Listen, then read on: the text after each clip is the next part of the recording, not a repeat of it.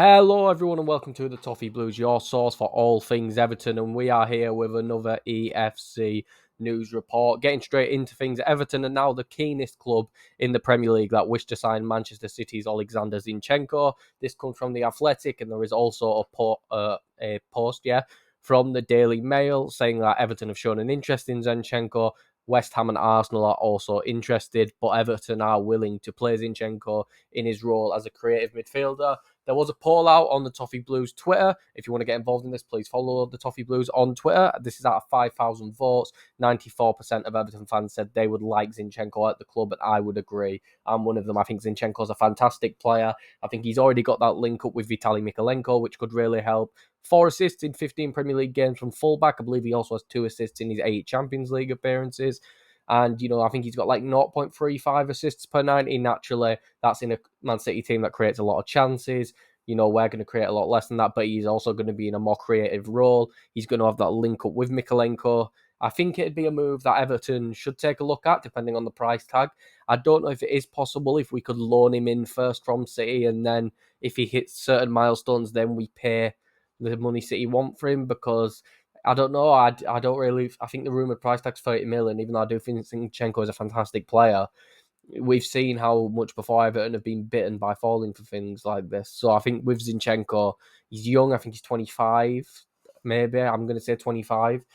He's got age on his side. He's got a player who he already knows quite well. He's proven for Ukraine that he can play that creative role, even against tough opposition in the past. So I think I'd definitely take it, and I think it's something where if Everton are going to spend 20 to 30 million on a midfielder compared to some of the other midfielders we're linked with, I wouldn't mind this at all, to be honest with you.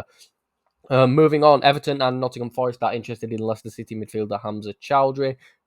This comes from Tom Hopkinson, and out of 2,800 votes, 79% of Everton fans said no. I agree. Our big problem with a lot of our players is people like Michael Keane, Mason Holgate all have big mistakes in them often throughout the season as well. Hamza Choudhury is another one of those players who, even though he's got the big physical profile for a number 6 that could really help, and he can body people off the ball, he can win tackles, he's also a bit clumsy, he sometimes sticks in a tackle at the complete wrong time, similar to a lot of our players, but that's a mould we need to get out of. We want a number 6 who's smart in the tackle, almost like an Idrissa Gueye who knows when to go into the tackle, knows how to time a tackle, knows how to then react when he's tackled someone.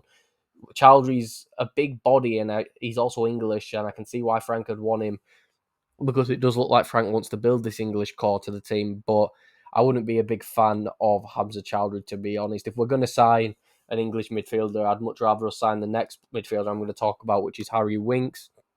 Spurs are still demanding 20 million for him. This comes from Footy Insider 24/7, so it's not very reliable at all, to be honest with you, but we have seen this floating around with reliable journalists, but it's the same story, really. I just don't think we should be paying 20 million for Harry Winks. I don't think Harry Winks has shown anything that proves he's worth 20 million this season. He's in and out of the squad. Even though he's good at ball progression, he's tidy on the ball, which is something Everton do need. There's just the fact about it that, do we really want to be spending 20 million on someone because they're tidy on the ball? No, we spent almost 20 million on Andre Gomez because he was tidy on the ball, and look how that happened. I think Winks probably got a better physical skill set than Gomez, more stamina, more willing to run around. But with that, I'd make 10 to 15 million for Harry Winks, and then I think that would be a good deal. But 20 is just way too much, in my opinion. And speaking of Harry Winks and Tottenham, we move on to the little Liverpool Echo section, where I'm basically going to sum up everything that's been going on in the Liverpool Echo. According to Daily Star journalist Paul Brown, Everton will only part ways with Richarlison this summer if straight cash is offered for the player. This is according to reports from the previously mentioned Paul Brown. While there has been rumours Tottenham would be willing to offer players such as Harry Winks, and I think Lucas Moura was also linked, it is said that Everton we're not going to accept that, which is good. We said we want 80 million. We don't want 80 million plus swaps. We want 80 million in cold hard cash, and that's good. Especially, with the takeover coming, I don't think that impacts our FFP at all. So we still do need to boost those numbers up, really. So I think that's something we definitely should be looking into. I think the only reason I'd accept a swap deal is if it was someone like Chelsea and they offered like a good chunk of money in someone like Conor Gallagher. But for players like Lucas Moura and Harry Winks, who are both good players in their own right, Lucas Moura especially is a good player. But I think Lucas Moura's in his 30s now, and Harry Winks is, unspectacular to say the least. I think we're going on the right way about this of making sure that we're getting what we deserve for Richarlison. And hopefully that does mean Richarlison is willing to stay if the money isn't brought in. If the money isn't offered, hopefully that does mean Richarlison is willing to stay, and that's something we'd all like another season, another Richarlison to give us another chance to not let him down. But I still think Richarlison is going to leave this summer, and hopefully it just means when he does leave, we're going to get the money we want for him.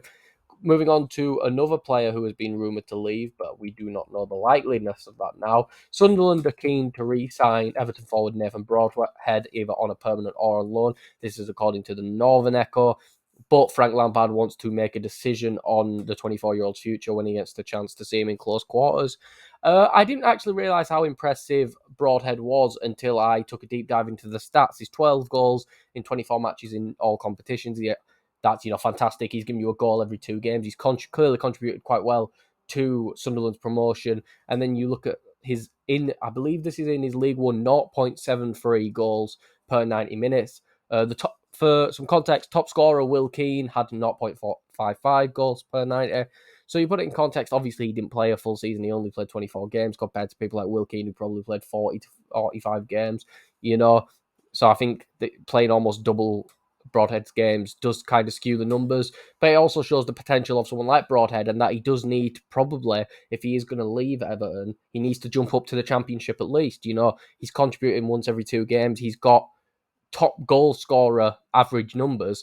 You work it out, he's going to top score in League One, but obviously that's not how it works. They are also non-penalty goals per 90 for some context. But yeah, I think Broadhead, he's 24 now. I think Lampard needs to make a decision on his future. That's whether he's going to be either involved in the squad or sell him. There is obviously the chance that if we loan him out to Sunderland again and he does well, then we can get a higher fee because he's playing in the Championship. It's a much higher competition than League One. So yeah, I think it would be a good decision. I think Frank's making a very smart decision to watch Broadhead first, because if he does think Broadhead's good enough, there's no reason why he can't come off the bench and contribute for us, playing the cup games. I think he did before we sent him on loan. He was playing in a few cup games.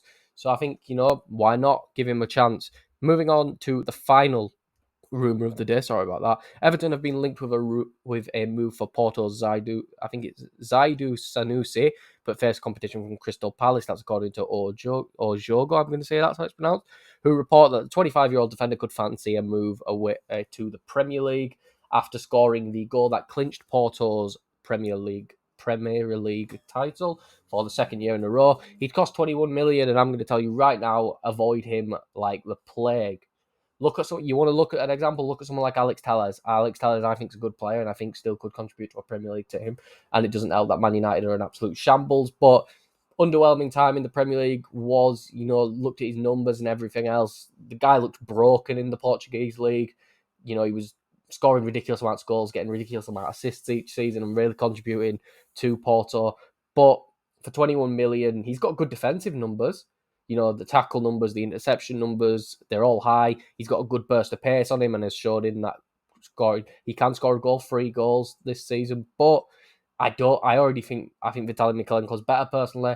I think we shouldn't be spending 20 million on a backup left back, and I think it's just as simple as that, really. If Crystal Palace want to pay 20 million for him, which is really confusing because they've got Tariq Mitchell, then go for it. But unless we can almost half the price for him, I don't see any reason why we should be approaching Sanusi, especially since we've got someone like Nkunku who could come and play as that backup role, unless Frank really has no hope in Nkunku. But yeah, I avoid this one like the plague, to be honest with you. But anyway, if you did enjoy this video, please make sure to like and subscribe to the Toffee Blues. Follow us on Twitter and follow me on Twitter at Callum Brown 3. Thank you all for watching, and I will see you all next time. Goodbye, everyone.